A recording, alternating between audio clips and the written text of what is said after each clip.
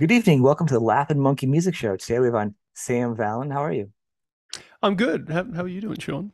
I'm doing awesome. Sam is the musician, guitar player from Caligula's Horse. How are you? This is awesome. I've been a Yeah, fan for a while. good to be here. Good to be here amongst this, incredibly diverse range of guests. Thank you. Thank you. I try to mix it up because I think the world, I think a lot of people, especially in metal, if I roll it back, are the most open-minded people. There was a study, and I don't know when it came out a couple years ago, and it said metal people that are, like us rockers, are the most open-minded, diverse people Yeah, it out there doesn't and the surprise happiest. me. It doesn't. No. I mean, I like hanging out with any of my kind of metal buddies. I mean, Right. like these are people listening to Dua Lipa and like going down to play some sport. I mean, it's just Yeah. like everything happens in this little scene. Hey. And that's what it is. I mean, like I said, that's why my goal of the show is to talk about all types of music and all the influences. And it is like perfectly, your band is so heavy, but you're a huge fan of Steely Dan, which as I am. I got lots of vinyl of Steely Nice. Dan, you know.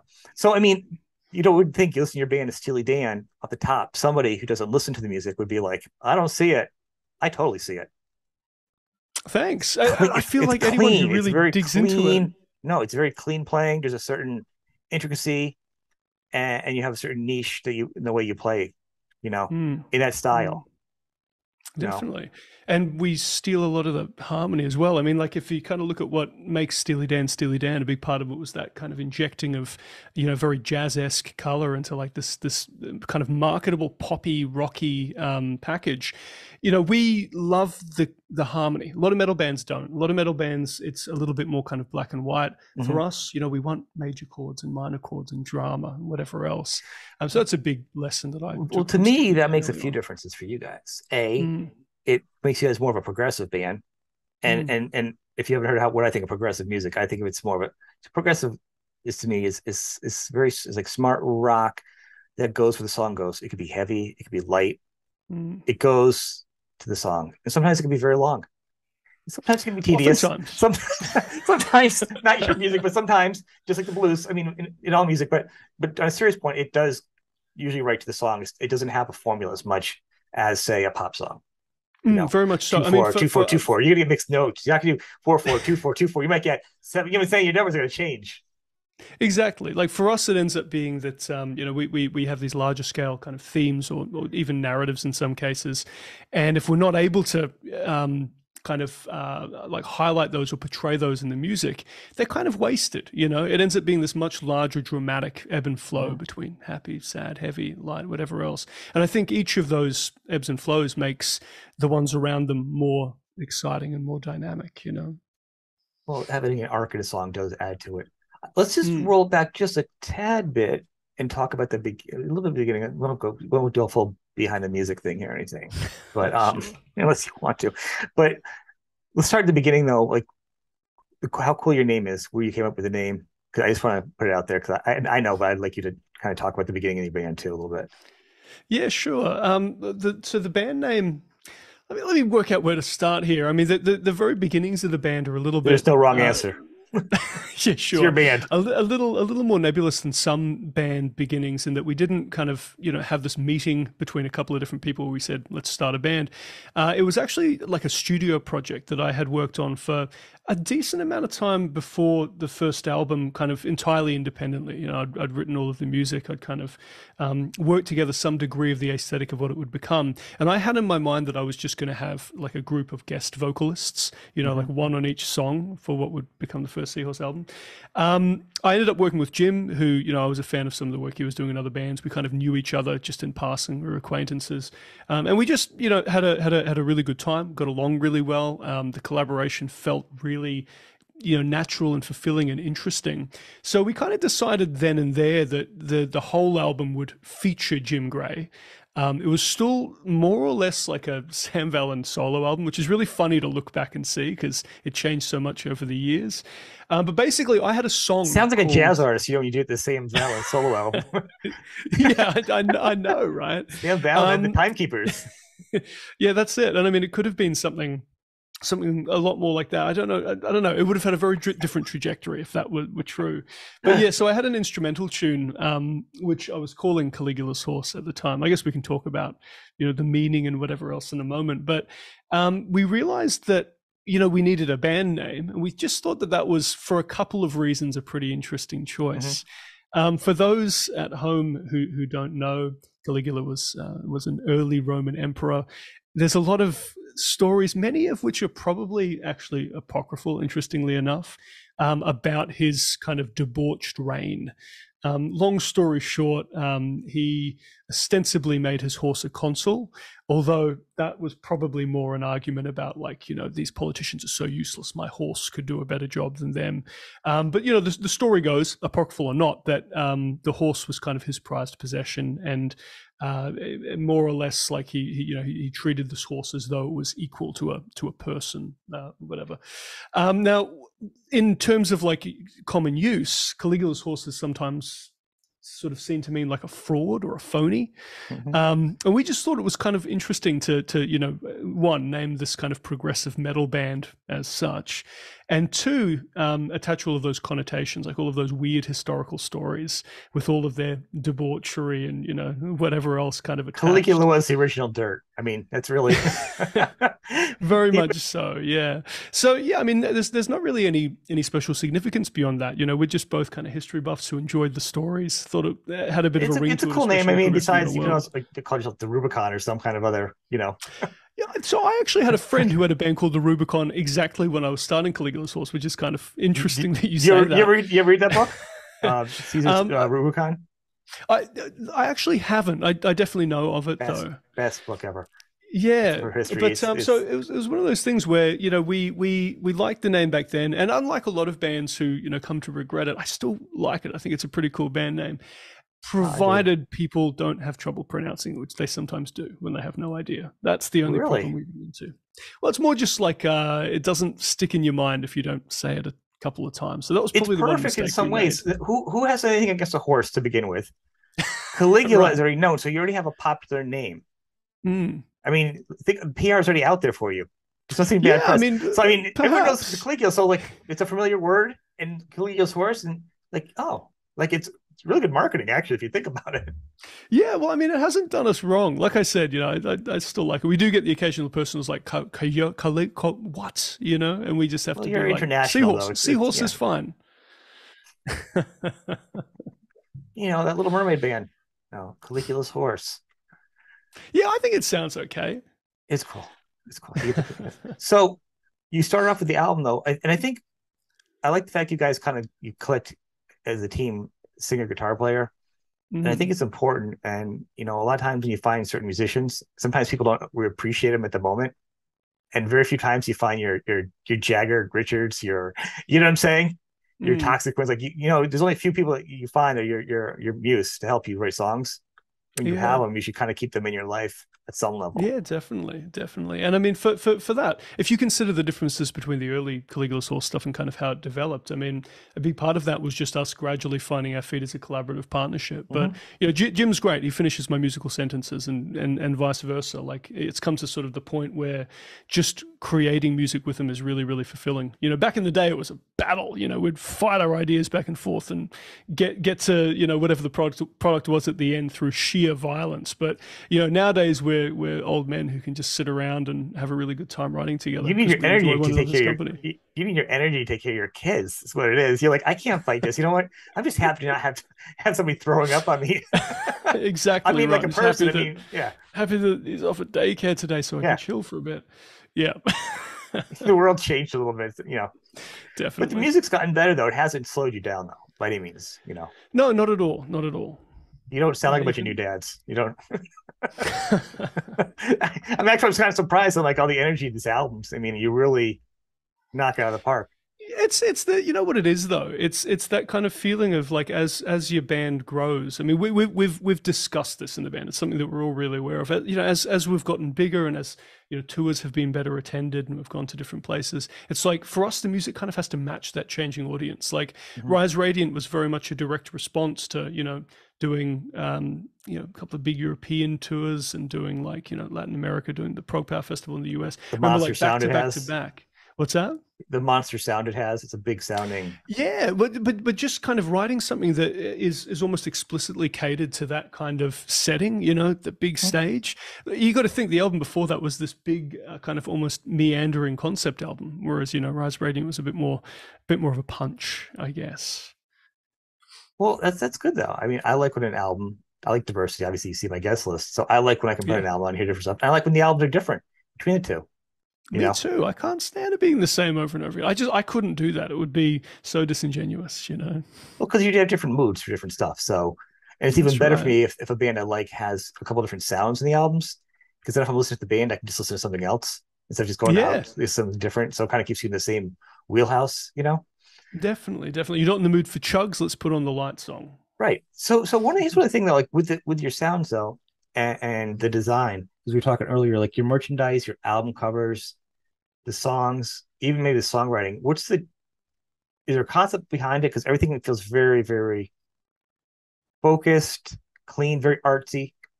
I mean, Mm. you actually do have Prince, not Yeah. not the singer, the lead singer Prince with the TS that of your albums, that people can Mm. buy. So it's truly not just art, but it's not a piece of art. It's actually art that you can put on your wall.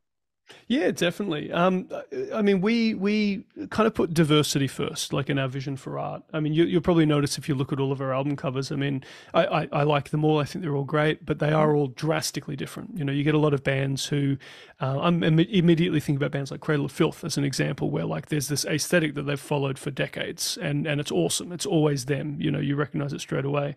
I think Opeth until kind of their progressive rock era did the Mm-hmm. same kind of thing. A lot of bands do. We kind of have the opposite approach. It's like every album needs to be this very self-contained entity, both aesthetically, like the kind of outward visual of it, and in terms of the sound and the concept behind it.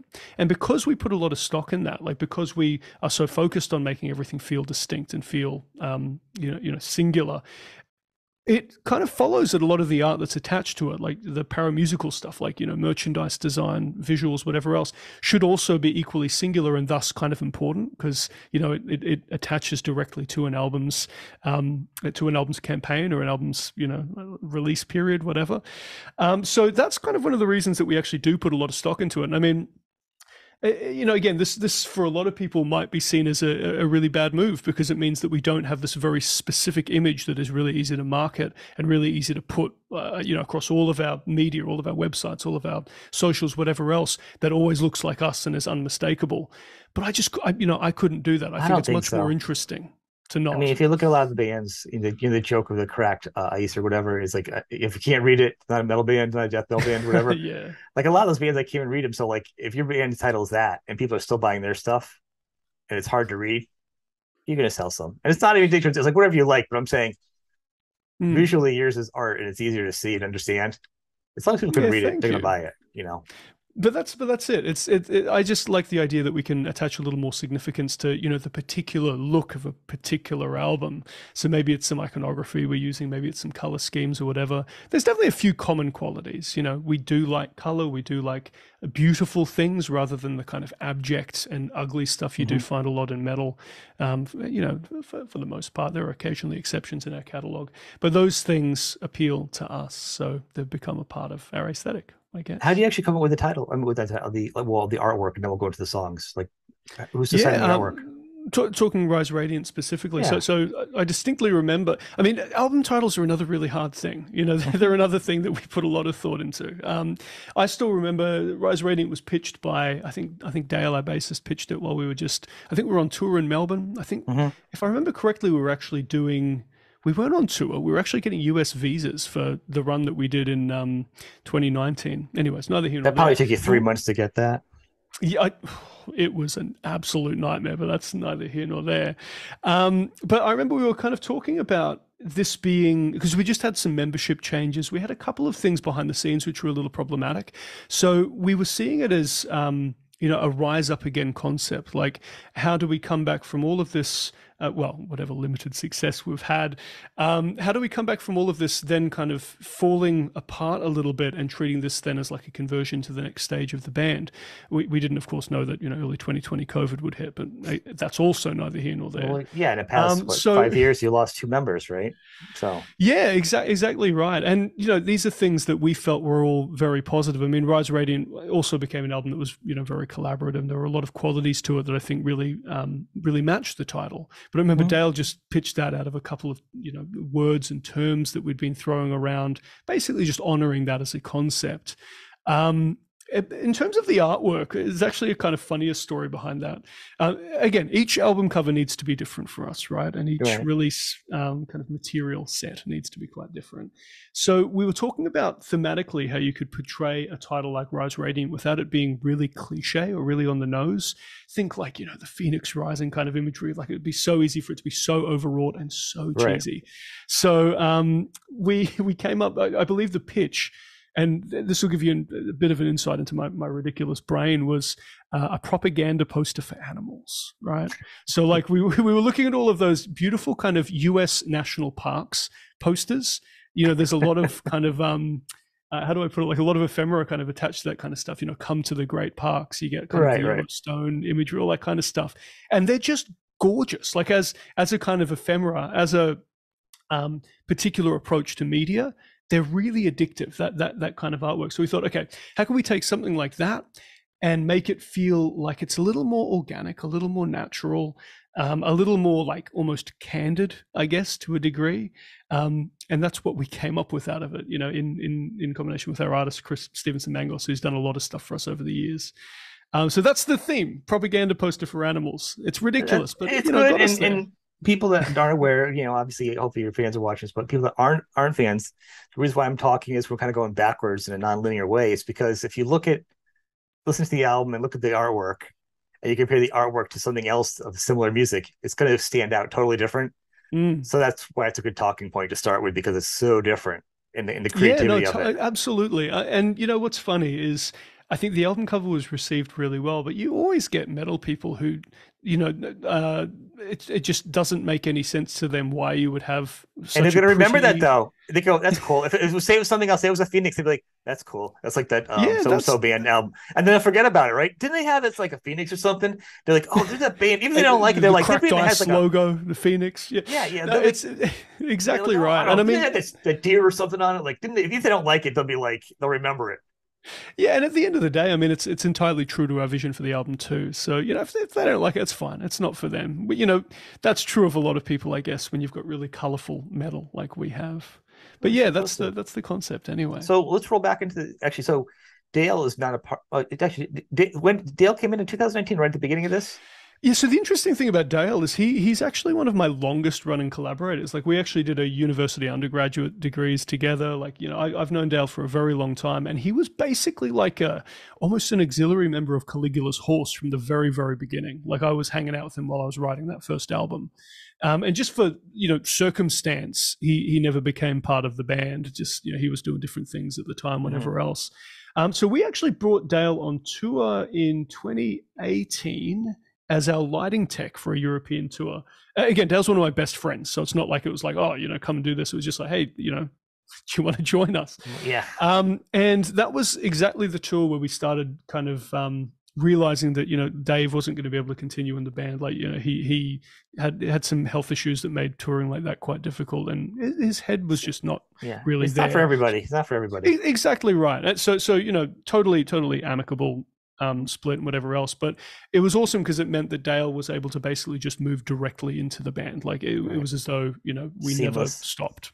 Yeah, it was kind of the first time that we really didn't even have to think about auditions or anything like that. Here's our guy. This is fine, and it's been great, obviously. Very cool. So how did you go into with a new album though? The themes and like the songwriting. who's doing what, and then the lyrics. There was the battle of the lyrics. The singer has to do the lyrics. The guitar player does the lyrics. If you're an Iron Maiden, the bass player does the lyrics. Now, for us, it's never really been too difficult. I mean, like one of the advantages of starting the band as, more or less Jim and myself, is that we're always going to be the kind of hub of the songwriting. You know what I mean? Like all of it at some point filters through the process that we've just developed without really any conscious thought over the years.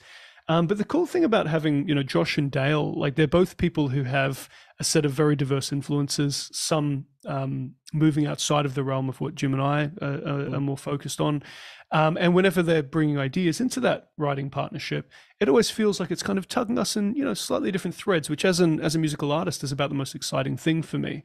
So it ends up being a really fulfilling collaboration. And Rise Radiant, they've both got songwriting credits on it, and I suspect for our next album, it's going to be even more kind of, I think it's important. I think it's hard. I think if it fits and it works for everybody, that is the healthier way for the band. If everybody wants to write and everybody gets along and it works, it's going to be the best thing for a band.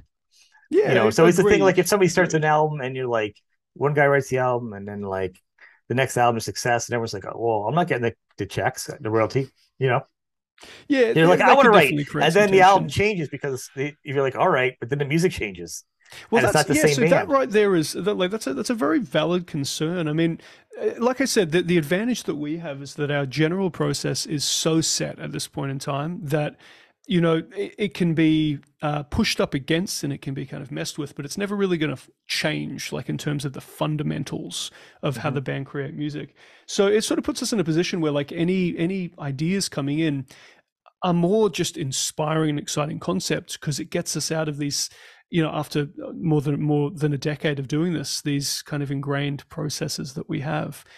So it ends up feeling really enriching as an artist, and there's really no concern of it being like a drastic departure where suddenly is this even Caligula's horse anymore?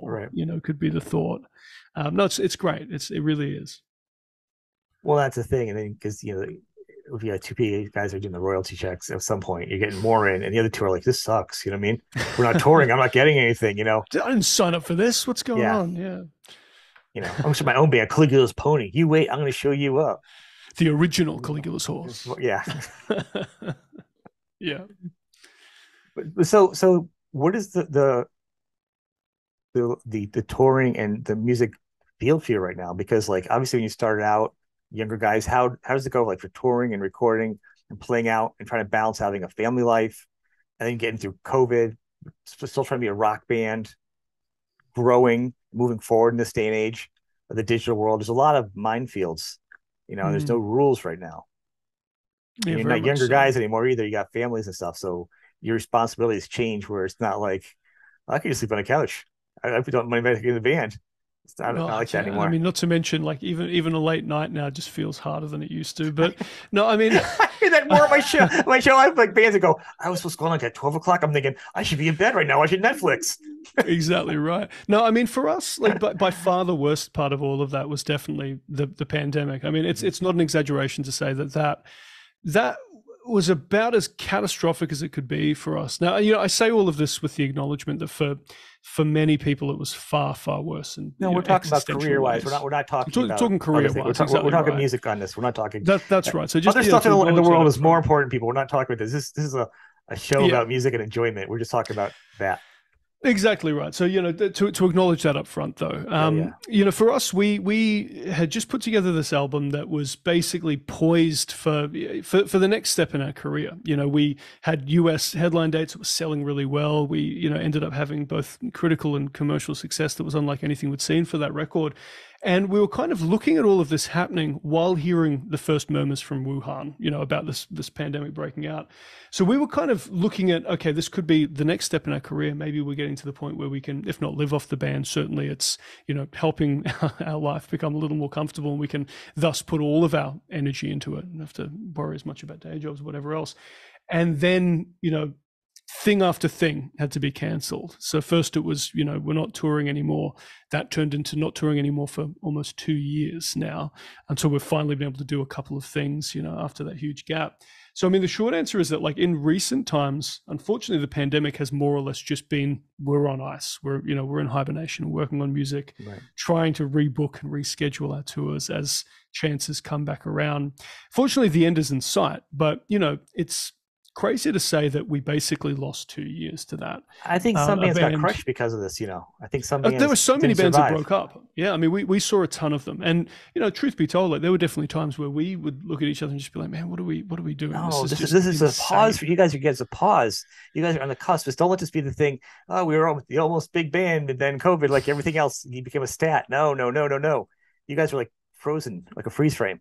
Now you go back Exactly out right. again. Exactly right. You're And I you're mean, still on that trajectory. You can't stop now. well, we are, and I mean that's the hope, Like at the end of the day, we are just as enthusiastic about doing it as we've ever been, and we're really excited to actually do the things that we miss. I tell you what, like when you're regularly doing big tours, Hmm. it's absolutely exhausting. Like it's one of the most fulfilling and interesting things you can do, but you get home jet lagged and just fucked, and it takes you like a week to get back to normal.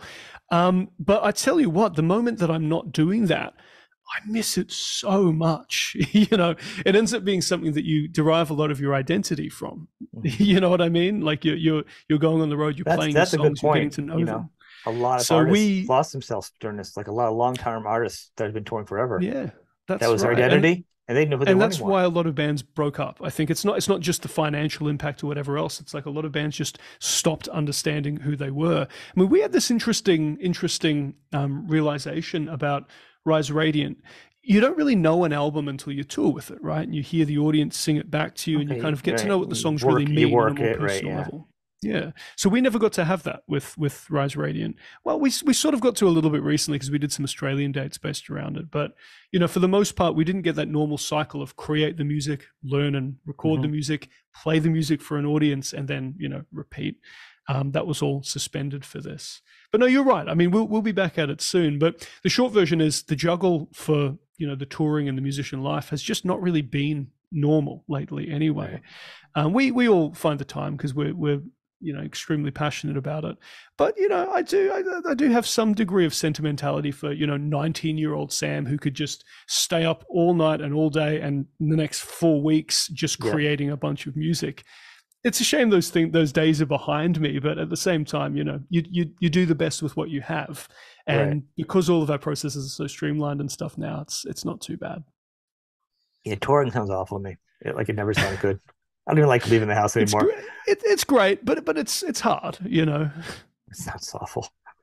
Well, it was so it's interesting is also with the art part also with this is a lot of musicians during this time have focused on other things. I've known some people that have gone into painting, cooking, Mm, um, like into like not just agriculture, but into like plants and actually bees and things like all different things mm, to experience it. And or some of these bands for the first time have sat down and said, we've never had time to write an album. Like even if they were doing these small cycles and these small different, no matter what level band it was, they couldn't do it. They always had, oh, I mm, have to rush. We only have this budget. All of a sudden, everybody had this time. And a lot of bands are putting out their best albums in years after mm. this, for a lot of great albums. Are you going to Definitely. tour a lot off this album? Are you going to keep touring it? Or are you going to go back or Um, what? Well, I think like for the most part, we're kind of fixated now on the creation of the next record. I mean, it's worth just teasing into one element of what you're saying. I mean, a lot of bands did find this time, especially career bands, like bands who are living off their royalties and whatever else. For us, it was a little bit different. Like I basically found, like as the driver of Caligula Source, Mm-hmm. I basically found that my career became really really hard to keep up with. I'm a university lecturer, so suddenly everything I do is online, and I'm trying to work out ways to do that. So instead of finding more time, I ended up finding far less time. It was very difficult to find the time to kind of focus on anything else really. But I put together a solo single, which is coming out in September, hopefully. And I've got a couple of other little things that I was working on while also, playing with the early elements of the Caligula Source Mm-hmm. record. I think the next one, I mean, the thing that we ran into was almost a sense of denial of like moving on from Rise Radiant before we've got to have our moment with it, if that makes sense. Like It does. it's Well, that's hard to weird because, like, start. what do you do with it? Do you play it some more? Because I like it, and as a fan, I'm like, I'll hear all the music you want to put out. But I Yeah, also but of course, want if to we, see you play it. You wrote it. well, You got to that's play right. it. If we try to book a bunch of tours around it now, I mean, it's a little bit hard to treat that as, a selling point enough for a headline tour, being that it's now, 2 years on. So instead, we're focused on the next record, but we're doing this with this kind of, these very negative connotations about saying the Rise Radiant chapter is going to be over soon, even though it never really got to be. And that's just kind of the nature of the pandemic, I There's suppose. got to be some way to tie it in, Well, I mean, because we'll always be playing songs in the set list from it, of course, maybe your but 20-year it's anniversary of that album, you'll go back and do the full album that you never got to do. yeah, exactly right. Maybe something like that. I mean, the beauty is that, we're already, 5 albums in anyway. So no matter what we do, we're going to have a pretty mottled set list with a couple of songs from each Did it help record though? or How whatever. was it like? How was it perceived though? Because a lot of people were home, and there was no right or wrong. I haven't heard people. Some people said, "I'll do the album. I'll sit on it." Some people are like, "I'm not going to do it," and some people are like, "I'm Mm, going to release it because people are at home and they mm. need it, and they're going to get it anyhow." And Yeah, we how did it we work for you definitely had guys? that. We definitely had that conversation. So when we were at the very ends of the production, that was right when the first outbreaks were happening in China. So this is like late 2019, late Mhm. 2019. We finished that stuff. I think mixing went through to early 2020. So basically, we didn't really have the choice as to whether we were going to hold the album back because it was all done. Like everything was Mhm. in motion, schedules were set. Um, but even so, I don't think we would have changed it. I mean, what are you going to do? Hold on to an album for 2 years? The A lot of problem people is that there have. was no real concept for just how long we would be suspended for. Right. So we saw it as this is a pretty important thing to do into a very cynical world. We're a pretty positive band. That tends to be one of the Mhm. qualities that alienate us from some more serious metalheads, I guess. But we're definitely a band that see a gesture as small as like, we're still going to release this album. It's still something that, will mean something to our fans. It's still something that's going to mean something to us. So there was never really any doubt, even if we did have the option around scheduling to put it out. Yeah, again, it was just a matter of unfortunate circumstance that I it think lined you up guys so are very badly with the prolific pandemic. about writing, and I think like some of the bands that were like say this from the career bands had the time to write their best album, and they're like, "I'm not releasing it so I can tour it," because they don't usually get that time to sit and write. You know Mm. what I mean? They know they had their winner, in the chamber, and they're like, "I'm going to wait and put tour with this one because in Definitely. a few years I'll be touring again, trying to throw something together." If you don't mind me asking, and it's interesting, a lot of people have to balance touring and music also with supplementary and other work.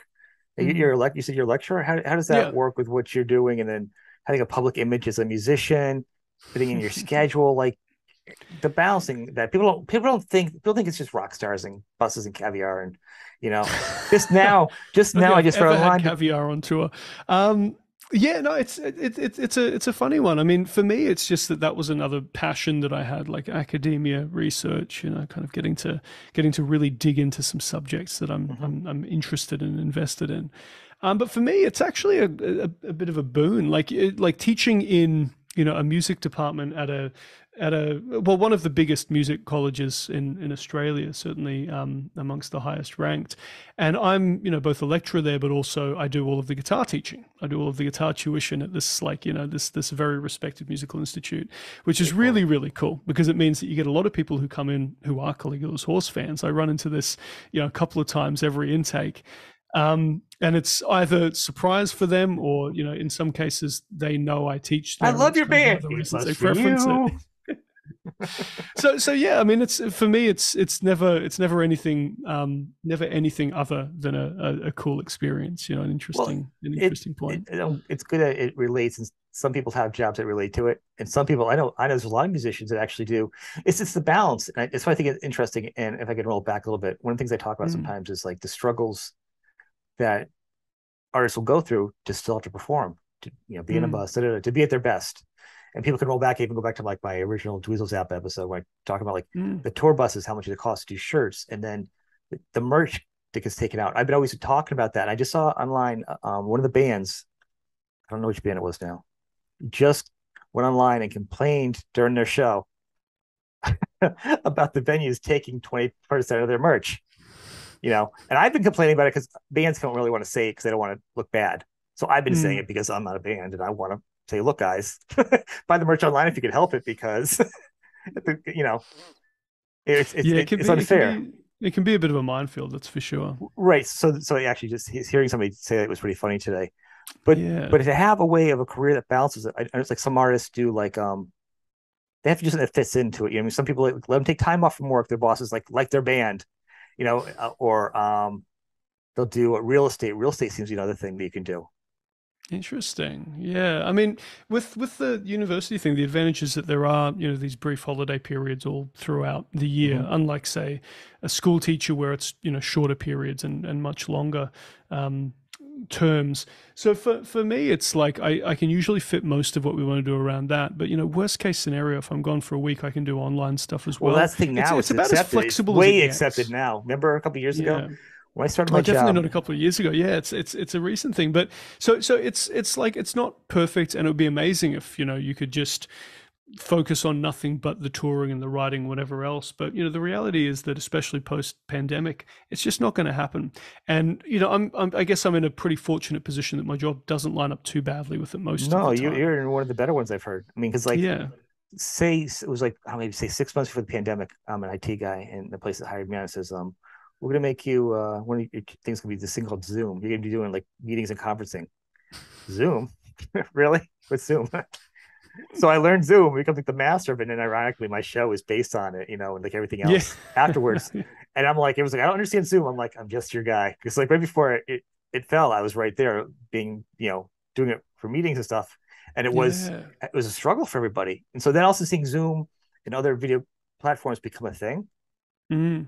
and I can actually go back even further. When I used to teach to public access way back in the day, and people used to have this Mm. thing called the interconnect, where the teachers would talk and they'd play on the TVs in other schools. So they talk through the TVs with like Oh different yeah. technology. It was really bad. And now this is acceptable. This counts as everything. Like nobody's like, you can't do that. Now this is it. This is how you teach. Yeah, definitely. I mean, if you asked a random person what Zoom meant 2 years ago, you get a very different response. It's crazy though, just how quickly it all proliferated and how quickly we all got used to it. But It's yeah. opened the world a lot differently though. It's allowed, I think, on some level, like this kind of communication, you know, Hmm.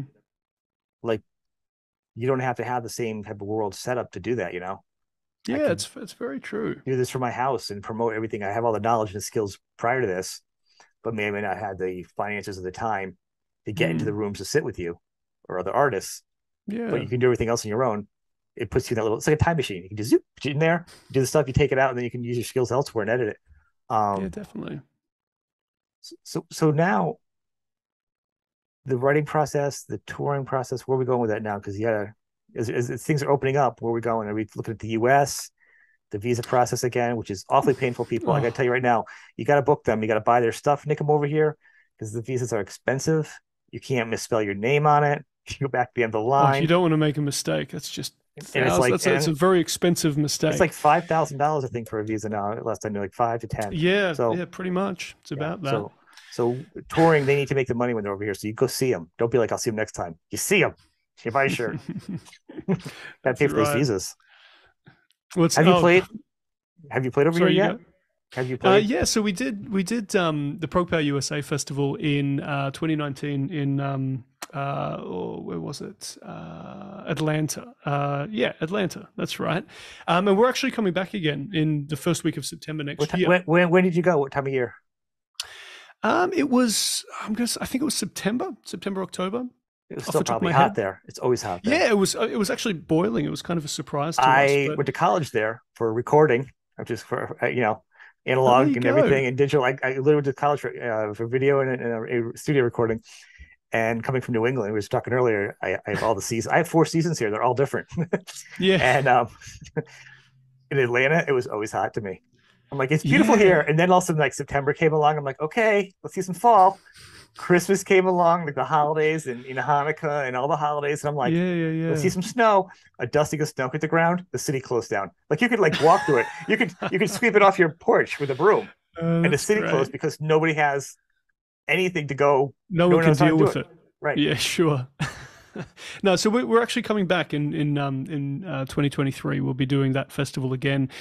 We've got plans for like the next full run of US dates, Mhm. but given all of the given the state of things right now, we're not quite ready to announce that stuff yet. But I'm just seeing if suffice to this in say, your it will be coming soon, if you guys and are we are planning it. really hanging out to do it.